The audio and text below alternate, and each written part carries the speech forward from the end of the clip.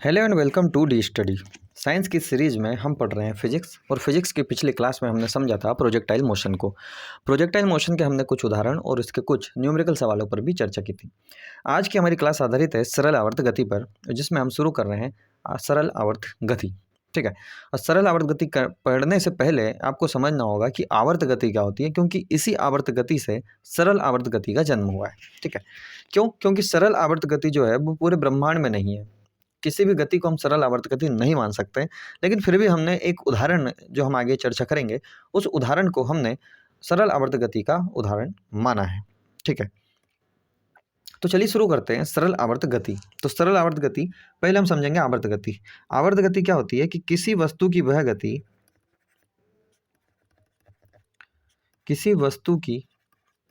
गति जो निश्चित समय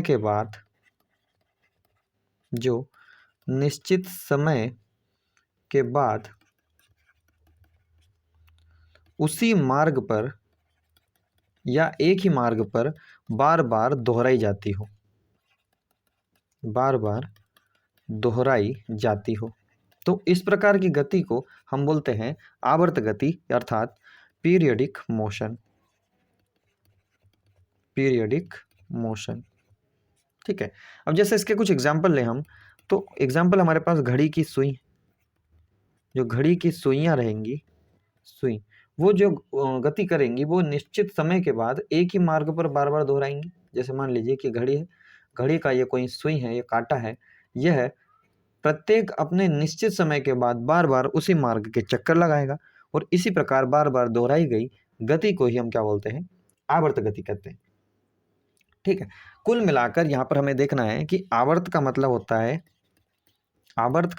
है चक्कर। ठीक है, और आवर्त गति का मतलब हो गया कि चक्कर वाली गति। अब चक्कर वाली गति, इसका मतलब ये हो गया कि समय जो रहेगा वो निश्चित रहेगा, और निश्चित समय में उस निश्चित मार्ग पर बार बार कोई गति दोहराई जाती हो, तो उसे हम बोलते हैं आवर्त गति। जैसे हम बोलें झूले की गति। अब झूले की गति में जो झूला है वह एक निश्चित मार्ग पर ही गति करता है, और निश्चित समय के बाद वह उसी पॉइंट से बार बार दोहराता रहता है, अपनी गति करती रहता है। ऐसा ही अगर हम तीसरी गति का उदाहरण लें कि पृथ्वी का सूर्य का चक्कर काटना, तो पृथ्वी का जो सूर्य का चक्कर काटना है, यह भी एक आवर्त गति का उदाहरण हो जाएगा। चलिए आगे पढ़ते हैं हम सरल आवर्त गति। वैसे तो माना गया है कि सरल आवर्त गति पूरे ब्रह्मांड में नहीं है। क्यों नहीं है? क्योंकि सरल आवर्त गति की कुछ ऐसी शर्तें हैं जिसके कारण हम बोल सकते हैं कि कोई भी गति सरल आवर्त गति होना पॉसिबल नहीं होती है। फिर भी हम एक एग्जाम्पल होता है जिसे हम लोलक कहते हैं, लोलक को हम सरल आवर्त गति का उदाहरण मान सकते हैं। लोलक को सरल आवर्त गति का उदाहरण मान सकते हैं। ठीक है, कैसे मानेंगे और इसकी क्या ऐसी शर्तें हैं जिसके कारण ये पॉसिबल नहीं है। ठीक है, तो सरल आवर्त गति में बेसिकली देखा यह जाता है कि जो त्वरण है वह विस्थापन के विपरीत दिशा में लगे। ठीक है, विस्थापन के विपरीत दिशा में लगे। यहाँ पर जो माइनस का साइन है ये आपको दिखा रहा है कि वह विपरीत दिशा में। देखिए अब इसकी गुत्थी को समझिए, कुछ ऐसा है कि जब किसी वस्तु पर, जैसे मान लीजिए कोई वस्तु है, जब किसी वस्तु पर फोर्स लगाया जाता है तो वह फोर्स की दिशा में गति करने लग जाएगी। बात तो सही है। ठीक है, कि भाई जिस वस्तु पर बल लगाया जाएगा वह आगे की ओर गति करेगी या बल की दिशा में गति करेगी। अब बल की दिशा में गति करेगी तो यहाँ पर उसका कुछ ना कुछ विस्थापन होगा। मान लीजिए कि वस्तु सरक कर यहाँ पर आ गई, तो यहाँ पर डी डिस्प्लेसमेंट हो गया, कुछ इतना। ठीक है, तो हमें तो ये पता है कि जो फोर्स है उसका फॉर्मूला m इंटू ए है। इसका मतलब कि जो ए है, एक्सेलरेशन है, वह फोर्स के साथ ही चलता है हमेशा, क्योंकि बिना ए के फोर्स चल नहीं सकता। वो फोर्स अगर इधर अप्लाई हो रहा है तो इसका मतलब ये हुआ कि जो यहाँ पर एक्सेलरेशन है वो भी इधर ही लग रहा होगा। ठीक है, सही बात है, और विस्थापन भी इधर ही हुआ, ये भी सही है। लेकिन यहाँ पर हमारी जो सरल आवर्त गति है इसकी शर्त कुछ दूसरी है।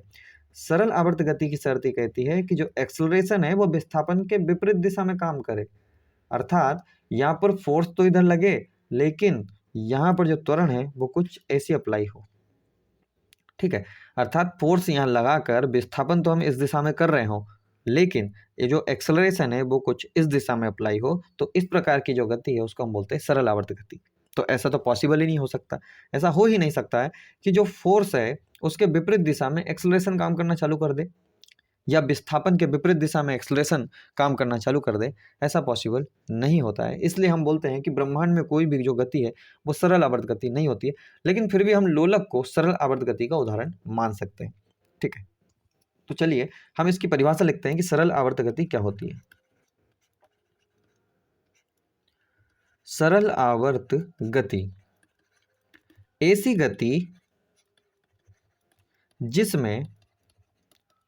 गति जिसमें त्वरण विस्थापन के विपरीत दिशा में काम करे।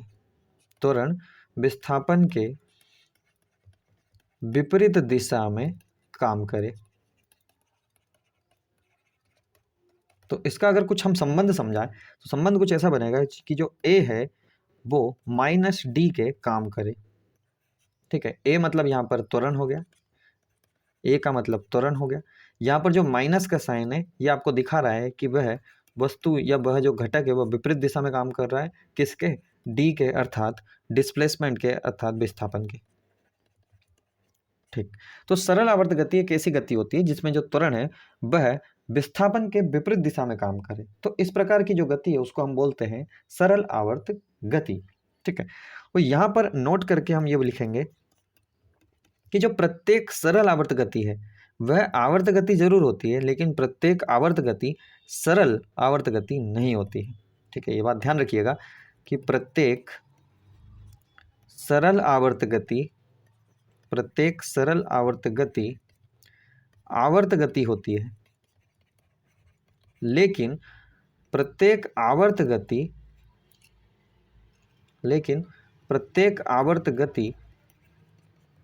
सरल आवर्त गति नहीं होती है। सरल आवर्त गति नहीं होती है, इस रिलेशन को आप याद रखिएगा। ठीक है, जैसे इसको अगर हम समझें तो हमारे पास कोई पेंडुलम है, इसका एग्जाम्पल है पेंडुलम। अब पेंडुलम तो आप सभी ने देखा ही होगा, वो घंटे वाली घड़ी। ठीक है, तो यहाँ पर इसको हम बोलते हैं पेंडुलम। अब पेंडुलम की जो गति है, जैसे मान लीजिए कि पेंडुलम ने एक पॉइंट पर यहाँ पर आना चालू करा और दूसरे पॉइंट पर यहाँ पर, तो एक डायरेक्शन में वह बी पॉइंट पर गया, वहीं दूसरी डायरेक्शन में वह ए पॉइंट पर गया। ठीक है, अब जब यह गति करेगा तो वह निश्चित दो बिंदुओं के बीच में ही गति करेगा, अर्थात ए और बी के बीच में। ठीक है, अब यहाँ पर ए और बी के बीच में गति करने को हम बोल देंगे आवर्त गति।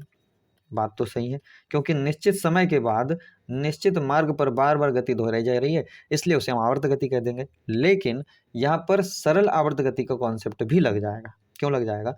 क्योंकि यहाँ पर जब पेंडुलम अपने इनिशियल पॉइंट से, यानी कि यहाँ पर मिड पॉइंट से, देखिए जी, जो बीच में ये जो पॉइंट होता है ये वाला होता है मिड पॉइंट, इसी को हम रेस्ट पॉइंट बोलते हैं। अब मिड पॉइंट से अधिकतम दूरी पर विस्थापन करेंगे, वो है ए पॉइंट और बी पॉइंट पर। तो जब ये लोलक अपने बी पॉइंट पर आएगा कुछ यहाँ पर, तो वह वापस नीचे आने की प्रवृत्ति भी रखेगा। ठीक है, तो जब नीचे आने की प्रवृत्ति रखेगा तो उसका विस्थापन इस दिशा में हुआ, और उसका जो एक्सेलरेशन है यानी कि नीचे आने की प्रवृत्ति रखेगा तो वह इस साइड लगा। तो कुल मिलाकर जो पेंडुलम है वह जाते समय इधर गया। ठीक है, और यहाँ पर अपनी हाइट के कारण नीचे की ओर एक और बल का अनुभव कर रहा है, जिसके कारण वह वापस आने की प्रवृत्ति भी रख रहा है। तो यहाँ पर डिस्प्लेसमेंट तो राइट साइड हुआ, वहीं एक्सेलरेशन किधर लग गया? लेफ्ट साइड लग गया। तो इस प्रकार यहाँ पर हमारा वह जो रिलेशन है वो सिद्ध हो गया कि त्वरण जो है विस्थापन के विपरीत दिशा में काम कर रहा है। तो इस प्रकार जो पेंडुलम है ये कौन सी गति हो जाएगी? यहाँ पर पेंडुलम की गति सरल आवर्त गति हो जाएगी। ठीक है, तो सरल आवर्त गति में यहाँ पर हमने देखा आवर्त गति निकल गई है, लेकिन आवर्त गति में सरल आवर्त गति नहीं निकलेगी। देखिए समझिए इसको, जैसे मान लीजिए कि यहाँ पर घड़ी की सुई है, ये घड़ी की सुई है, ये लगातार आगे बढ़ रही है, पीछे तो आएगी नहीं। ठीक है, लगातार आगे बढ़ रही है, तो आगे बढ़ रही है तो विस्थापन तो आगे की साइड हो रहा है।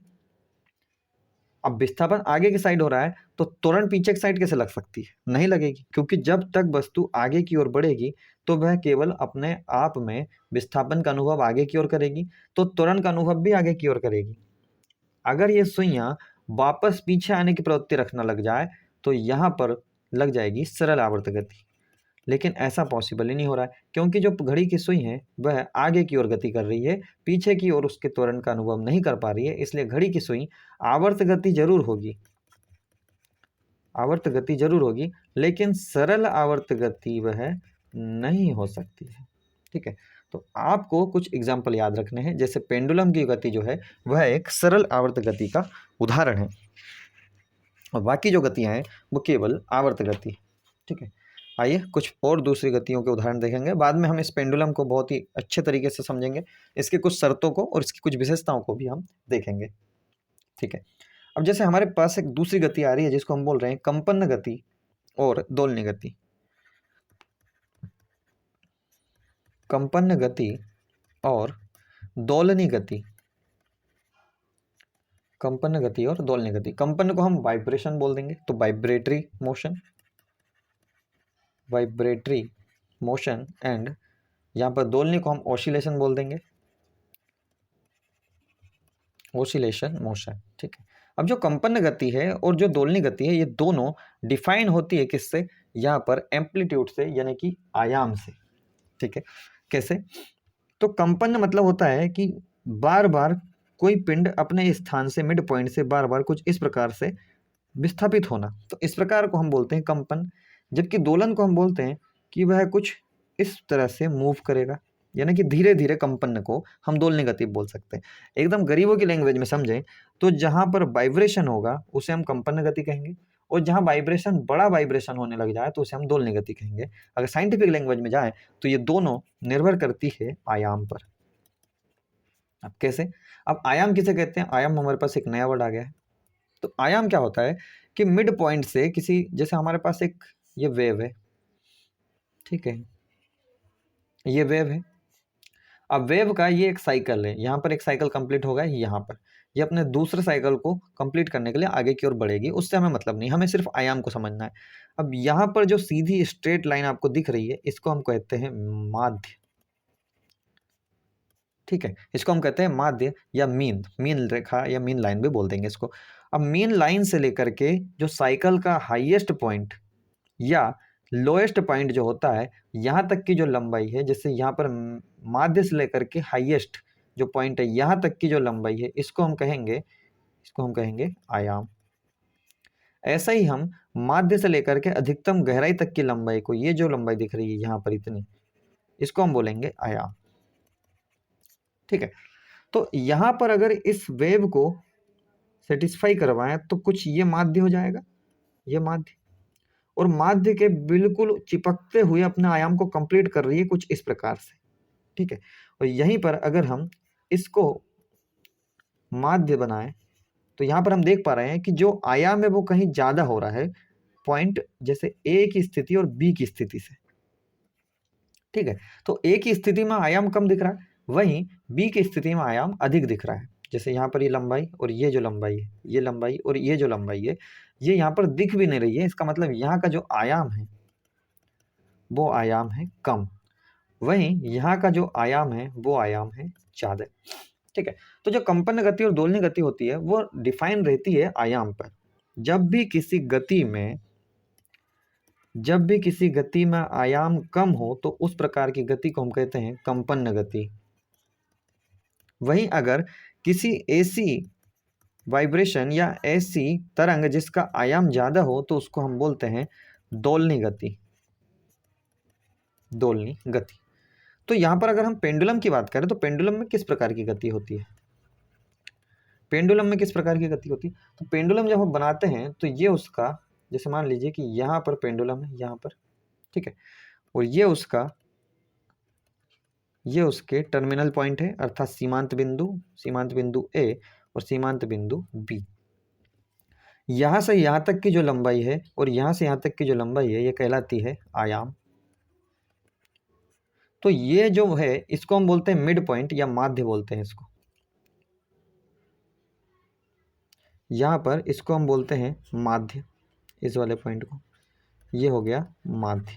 ठीक है, माध्य से एक और अधिक विस्थापन आयाम कहलाता है, चाहे वो ए की स्थिति की ओर हो चाहे बी की स्थिति की ओर हो। ठीक है, तो इस प्रकार हम इसको बोलते हैं आयाम। अब अगर माध्य से एकदम यहाँ पर ही आकर गति रुक जाती तो इसको हम कंपन गति बोल देते, लेकिन ऐसा हुआ नहीं। यहाँ पर आयाम अधिक रहा कहीं ना कहीं, इसलिए यहाँ पर जो पेंडुलम की गति होगी वह दोलनी गति होगी, न कि कंपन गति। ठीक है, तो पेंडुलम में किस प्रकार की गति होती है? तो पेंडुलम में होती है दोलनी गति। पेंडुलम में दोलनी गति होती है। ठीक है, तो यहाँ पर हमने देखा है कि किस प्रकार हम सरल आवर्त गति को समझ सकते हैं। कंपन गति और दोलनी गति, इन दोनों में क्या अंतर होता है, आवर्त गति और सरल आवर्त गति में क्या अंतर होता है, ये भी हमने समझा है। ठीक है, अब दोलनी गति के कुछ उदाहरण हम देख रहे हैं। दोलनी गति के उदाहरण,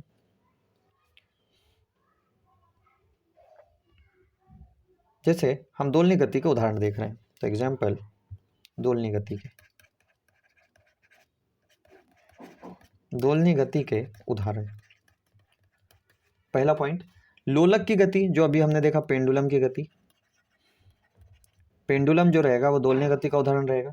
वहीं अगर हम झूला झूलती हुई लड़की की बात करें या झूला की बात करें, तो झूले में जो गति होगी वह भी एक दोलनी गति होगी। ठीक, वहीं अगर हम स्प्रिंग से लटके किसी वस्तु की गति देखेंगे, स्प्रिंग से लटके किसी ऑब्जेक्ट की गति या किसी वस्तु की गति, जैसे मान लीजिए कि ये हमारे पास स्प्रिंग है कुछ इस प्रकार से, और यहाँ पर हमने किसी ऑब्जेक्ट को बांध दिया है। वो बांध कर हमने नीचे की ओर उस पर फोर्स लगाया है, जिससे वह नीचे की ओर आया, और हमने फोर्स को हटा दिया। तो ये जो वस्तु है वो कुछ ऊपर नीचे कुछ इस प्रकार से गति करने लग जाएगी। तो ये उसका बन जाएगा माध्य, और यहाँ पर उसके बन जाएंगे सीमांत बिंदु ए और सीमांत बिंदु बी, और यहाँ पर ये कहलाएगा आयाम। तो आयाम ज़्यादा रहेगा। ठीक है, और आयाम जब ज़्यादा रहेगा तो इस प्रकार जो गति होगी उसको हम बोलेंगे दोलनी गति। ठीक है, तो ये देखे हमने दोलनी गति के उदाहरण। चलिए आगे हम देखेंगे लोलक या पेंडुलम। Pendulum, simple pendulum. ठीक है, सिंपल पेंडुलम, सरल लोलक, सरल लोलक। ठीक है, अब सरल लोलक में अभी जो हमने पेंडुलम देखा उसी को हम बोल देंगे सरल लोलक, कुछ इस प्रकार से।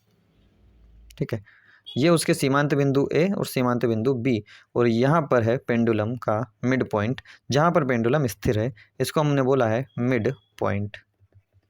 ठीक है, अब इसके कुछ हमने टर्म्स देखे, जैसे आयाम को हमने समझ लिया है। ठीक है, आयाम को समझ लिया है, अंत बिंदु को समझ लिया है, अर्थात टर्मिनल पॉइंट को समझ लिया है, मध्य बिंदु को भी समझ लिया है। ठीक है, तो यहाँ पर ये वाला पॉइंट हो गया मिड पॉइंट, जिसको हमने मध्य बिंदु बोला है। यहाँ पर ए और बी जो हो गया वो सीमांत बिंदु हो गए, और मिड पॉइंट से लेकर के ए तक की दूरी या मिड पॉइंट से लेकर के बी तक की दूरी को हमने बोला है आयाम। ठीक है, सरल लोलक में हमें एक चीज और सीखनी है, जिसको हमने बोला है प्रत्यनयन बल। प्रत्यनयन बल, इसी को हमने बोला है रिस्टोरिंग फोर्स। रिस्टोरिंग फोर्स, अब रिस्टोरिंग फोर्स क्या होता है? एक ऐसा बल जो वस्तु को अपनी पूर्व अवस्था में ला दे। ऐसा बल जो वस्तु को अपनी पूर्व अवस्था में ला दे, अपनी पूर्व अवस्था में ला दे, उसे हम कहते हैं प्रत्यनयन बल। ठीक है, अब पेंडुलम में प्रत्यनयन बल कैसे काम करता है?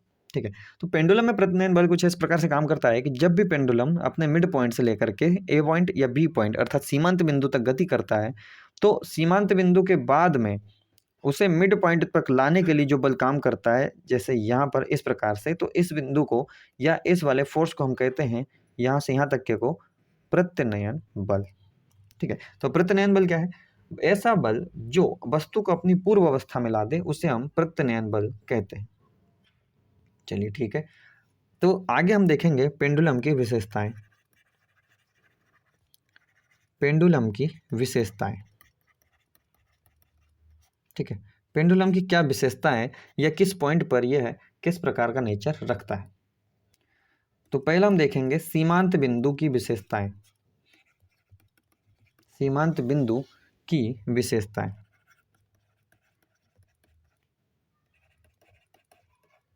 ठीक है, अब जैसे ये हमारे पास पेंडुलम है कुछ इस प्रकार से, और पेंडुलम जब गति कर रहा था तब एक पॉइंट ऐसा आया कि वह अपने सीमांत बिंदु पर रुक गया कुछ इस प्रकार से। ठीक है, तो यहाँ पर जो बी पॉइंट है, या इसको कुछ भी मान सकते हैं, ए पॉइंट भी मान सकते हैं, तो ये उसका क्या हो गया, सीमांत बिंदु हो गया। और इसी की हम विशेषता देख रहे हैं कि इसकी क्या क्या विशेषताएं हो सकती। तो इसकी पहली विशेषता ये है कि सीमांत बिंदु पर वेग क्या हो जाता है, वेग शून्य हो जाता है, अर्थात वेलोसिटी कितनी हो जाती है, वेलोसिटी शून्य हो जाती है। ठीक है। दूसरी बात, जब वेग शून्य हो जाएगा तो काइनेटिक एनर्जी भी कैसी हो जाएगी, शून्य हो जाएगी। क्योंकि हमने पिछली क्लास में वर्क एनर्जी पावर में हमने देखा है कि kinetic energy is equal to होता है हाफ mv²। ठीक है। और जब v की जो वैल्यू है वो 0 ही हो गई, तो इसमें किसी का भी मल्टीप्लाई करेंगे काइनेटिक एनर्जी भी कितनी हो जाएगी, 0 हो जाएगी। ठीक है। तो यहाँ पर लोलक के सीमांत बिंदु पर जो वेग है वह शून्य हो जाता है, क्योंकि यह तो रुक जाता है। और जब वेग शून्य हो जाएगा तो काइनेटिक एनर्जी कितनी हो जाएगी, वह भी शून्य हो जाएगी। ठीक है। और वर्क एनर्जी जो कंजर्वेशन है, law of conservation of work energy, तो उसमें हम पढ़ते हैं कि काइनेटिक एनर्जी अगर 100% है तो पोटेंशियल एनर्जी कितनी हो जाएगी, 0% हो जाएगी। ठीक है। वहीं अगर पोटेंशियल एनर्जी 0% है तो काइनेटिक एनर्जी 100% हो जाएगी, अर्थात दोनों एक दूसरे के पूरक हैं। ठीक है। तो काइनेटिक एनर्जी अगर शून्य हो गई तो पोटेंशियल एनर्जी कितनी हो जाएगी, पोटेंशियल एनर्जी मैक्सिमम हो जाएगी, अर्थात 100% हो जाएगी। अब क्यों हो जाएगी, क्योंकि विस्थापन अधिक है, और विस्थापन अधिक है अर्थात हाइट अधिक है, और हाइट अधिक है इसीलिए तो पोटेंशियल एनर्जी अधिक हो जाएगी। तो हम यह बोल देंगे कि जो विस्थापन है यहाँ पर वह भी अधिक है। ठीक है। साथ ही अगर विस्थापन ज़्यादा हो गया, यानी कि अपनी जो सीमांत पर वह पहुँच गया, सीमा से बाहर तक पहुँच गया है कि यहाँ से अब इतनी ज़्यादा हाइट नहीं हो सकती, इससे ज़्यादा विस्थापन हो ही नहीं सकता, तो यहाँ पर जो पेंडुलम है वो नीचे आने की कोशिश करेगा। वो नीचे आने की कोशिश कब करेगा, जब अधिक बल का अनुभव करेगा। और अधिक बल का अनुभव कब करेगा, जब उसमें मैक्सिमम एक्सेलरेशन काम कर रहा होगा। तो हम ये बोल सकते हैं कि सीमांत बिंदु पर पांचवा पॉइंट है कि एक्सेलरेशन अर्थात जो त्वरण है वह भी कैसी हो जाएगी, वह भी मैक्सिमम हो जाएगी। अब जुगाड़ व्यवस्था में आप ये याद रखें कि सीमांत बिंदु पर टर्मिनल पॉइंट अर्थात सीमांत बिंदु पर जो वेग है वह शून्य होता है, जिससे काइनेटिक एनर्जी शून्य हो जाती है, बाद बाकी सब चीज़ें कैसी रहेंगी, मैक्सिमम हो जाएंगी। ठीक है। इसी में अगर हम उसके मिड पॉइंट की विशेषताएं देखें तो दूसरा हमारा पॉइंट है मिड पॉइंट अर्थात माध्य की विशेषताएं। अब मिड पॉइंट की विशेषता अर्थात जैसे मान लीजिए कि ये पेंडुलम और ये उसका मिड पॉइंट। ठीक है। अब वो गति किधर कर रहा था उससे हमें मतलब नहीं है, लेकिन हमें तो मिड पॉइंट की ही विशेषताओं को देखना है। ठीक है। तो मिड पॉइंट की विशेषताओं में विशेषता नंबर 1, पहली विशेषता, पूरा का पूरा उल्टा ले लीजिए जो आपने सीमांत बिंदु के लिए लिया। अब सीमांत बिंदु पे आपने पोटेंशियल एनर्जी मैक्सिमम देखी, ठीक है, क्योंकि वेग शून्य देखा तो काइनेटिक एनर्जी शून्य हो गई। अब यहाँ पर कोई जैसे मान लीजिए लोलक एक टाइम पर यहाँ पर आया था और आके इस पॉइंट से गति कर रहा है, और यहाँ पे हमने स्लो मोशन में देखना चालू कर दिया कि इसमें क्या हो रहा है। ठीक है। तो सीमांत बिंदु से आते हुए लोलक की मिड पॉइंट पर विशेषताएं। विशेषता नंबर 1 कि यहाँ पर आएगा तो वेग कैसा रहेगा, वेग मैक्सिमम रहेगा। अब वेग मैक्सिमम रहेगा तो यहाँ पर जो काइनेटिक एनर्जी है वह भी कैसी रहेगी, मैक्सिमम रहेगी। और जब काइनेटिक एनर्जी मैक्सिमम रहेगी, और हमने अभी पता है कि दो फैक्टर जो हैं वो मैक्सिमम रहेंगे, बाकी सारे के सारे मिनिमम रहेंगे। ठीक है। पूरा का पूरा उल्टा लेंगे हम सीमांत बिंदु का। तो वेग मैक्सिमम और काइनेटिक एनर्जी मैक्सिमम, बाद बाकी जितने भी फैक्टर हैं जैसे त्वरण हो गई वह भी शून्य, विस्थापन ले लीजिए विस्थापन भी शून्य, विस्थापन भी शून्य हो जाएगा। और एक और फैक्टर है हमारा, अब जैसे हमने अभी पिछले वाले में प्रत्यनयन बल को हमने डिफाइन नहीं किया, ठीक है, लेकिन हमें ये पता है कि अगर त्वरण मैक्सिमम है सीमांत बिंदु पर, तो त्वरण अगर मैक्सिमम है तो जो बल रहेगा, चाहे बल कोई सा भी हो, प्रत्यनयन बल, तो प्रत्यनयन बल भी कैसा रहेगा, अर्थात रीस्टोरिंग फोर्स भी मैक्सिमम रहेगा। क्यों, क्योंकि force is equal to m into a रहता है, और अगर a मैक्सिमम हो गया तो फोर्स भी कैसा हो जाएगा, मैक्सिमम हो जाएगा। ठीक है। तो उसी को हम मिड पॉइंट पर भी देखेंगे कि विस्थापन शून्य, त्वरण शून्य। अब त्वरण शून्य हो गया तो जो बल रहेगा प्रत्यनयन बल, प्रत्यनयन बल वह भी कैसा हो जाएगा, वह भी शून्य हो जाएगा। ठीक है। पांचवा पॉइंट, अब जैसे वेग देख लिया, काइनेटिक एनर्जी देख ली, त्वरण देख लिया, विस्थापन देख लिया, हमारे पास अब पोटेंशियल एनर्जी बचा है। ठीक है। अब देखिए विस्थापन अगर शून्य हो गया, विस्थापन का मतलब कहीं ना कहीं सीधा का सीधा यहाँ पर डल रहा है हाइट से। ठीक है। अब अगर हाइट ही शून्य हो गई तो potential energy is equal to होता है mgh, और mgh अगर शून्य है तो पोटेंशियल एनर्जी पूरी की पूरी क्या हो जाएगी, शून्य हो जाएगी। इसका मतलब ये हुआ कि मिड पॉइंट पर लोलक की पोटेंशियल एनर्जी शून्य रहती है। ठीक है, तो आइए एक बार हम देखें पेंडुलम की विशेषताओं को। हमने देखा पेंडुलम की विशेषताओं में हमने सीमांत, दो प्रकार की विशेषताएं हमें पढ़नी है, एक तो सीमांत बिंदु की विशेषता और एक मिड पॉइंट की विशेषता। सीमांत बिंदु की विशेषता अर्थात हम यहाँ की विशेषताओं पर अध्ययन कर रहे थे, और यहाँ की विशेषताओं में हमने देखा कि वेग होता है शून्य, और वेग अगर शून्य हो जाता है तो काइनेटिक एनर्जी भी शून्य हो जाती है। ठीक है, और law of conservation of energy में हमें पता है कि काइनेटिक एनर्जी या किसी भी एक ऊर्जा को अगर हम 100% माने तो दूसरी ऊर्जा को हमें 0% मानना पड़ेगा। ठीक है, तो वेग के कारण काइनेटिक एनर्जी जब शून्य हो गई तो पोटेंशियल एनर्जी कितनी हो जाएगी, मैक्सिमम हो जाएगी, क्योंकि काइनेटिक एनर्जी शून्य तो अर्थात एक ऊर्जा अगर शून्य तो दूसरी ऊर्जा मैक्सिमम हो जाएगी। ठीक है, वही विस्थापन हमने मैक्सिमम देखा, त्वरण भी मैक्सिमम देखा। वही अगर मिड पॉइंट की बात करें तो पूरा का पूरा हमें अपोजिट लेना है, किसका, सीमांत बिंदु का। अब वेग यहाँ पर मैक्सिमम रहेगा जिससे काइनेटिक एनर्जी मैक्सिमम रहेगी, बाद बाकी जितने फैक्टर है सारे के सारे शून्य या मिनिमम रहेंगे। ठीक है, अब देखेंगे हम आवर्तकाल। आवर्तकाल क्या होता है, आवर्तकाल अर्थात टाइम पीरियड, टाइम पीरियड। ठीक है, आवर्तकाल अर्थात आवर्त का काल, आवर्त का काल, और आवर्त मतलब होता है चक्कर। तो हम बोल सकते हैं कि एक चक्कर लगाने का काल या एक चक्कर का जो काल है उसी को हम बोलते हैं आवर्तकाल, आवर्तकाल। ठीक है, सरल भाषा में हमने इसको समझा, जबकि इसे हम अगर टर्म एक साइंटिफिक लैंग्वेज में देखें तो हम बोलेंगे कि एक दोलन को पूरा करने में लगा समय आवर्तकाल कहलाता है। एक दोलन या एक चक्कर को कंप्लीट करने में लगा समय आवर्तकाल कहलाता है, लगा समय आवर्तकाल कहलाता है। ठीक है, और आवर्तकाल की जो यूनिट होती है वो होती है सेकंड, आवर्तकाल की यूनिट सेकंड होती है। ठीक है, तो आवर्तकाल क्या होता है, आवर्त का काल, एक चक्कर लगाने का जो काल है उसी को हम बोलते हैं आवर्तकाल, या कुल मिलाकर एक चक्कर लगाने में जितना समय लगता है उसी को हम बोलते हैं आवर्तकाल अर्थात टाइम पीरियड। ठीक है, आइए समझते हैं हम इसकी दूसरी विशेषता को जिसे हम बोलते हैं आवृत्ति अर्थात फ्रीक्वेंसी। फ्रीक्वेंसी, ठीक है, आवृत्ति, आवृत्ति को हम सिंपल लैंग्वेज बोलते हैं सीपीएस। सीपीएस मतलब सी का मतलब होता है साइकिल, और साइकिल का मतलब होता है चक्कर। ठीक है, सी का मतलब हो गया साइकिल, पी का मतलब हो गया पर, और एस का मतलब हो गया सेकंड। कुल मिलाकर साइकिल पर सेकंड को ही हम बोलते हैं आवृत्ति, साइकिल पर सेकंड को आवृत्ति कहते हैं, अर्थात एक सेकंड में लगाए गए चक्करों की संख्या, एक सेकंड में लगाए गए चक्करों की संख्या, एक सेकंड में लगाए गए चक्करों की जो संख्या है उसी को हम बोलते हैं आवृत्ति। ठीक है, ठीक है, और अब देखेंगे हम आवृत्ति की यूनिट। आवृत्ति की यूनिट होती है हर्ट्ज, आवृत्ति की यूनिट होती है हर्ट्ज। ठीक है, और आवृत्ति को अगर हम काउंट करें रेफरेंस में किसके, आवर्तकाल के, तो आवृत्ति अर्थात F इज इक्वल टू, यहाँ पर हम देख रहे हैं F is equal to 1 time होता है, अर्थात टाइम पीरियड होता है। तो आज की क्लास में हमने सरल आवर्त गति और पेंडुलम की कुछ शर्तों को देखा।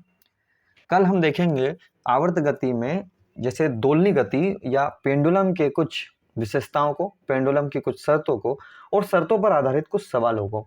ठीक है, और हम इसके कुछ न्यूमेरिकल सवालों पर भी चर्चा करेंगे। इसकी कंडीशन देखेंगे कि कब आवर्तकाल बढ़ जाता है, कब आवर्तकाल घट जाता है। ठीक है, पृथ्वी के ऊपर जाने पर आवर्तकाल पर क्या इफेक्ट पड़ता है, पृथ्वी के नीचे आने पर, या किस जगह पर आवर्तकाल मैक्सिमम या मिनिमम होता है।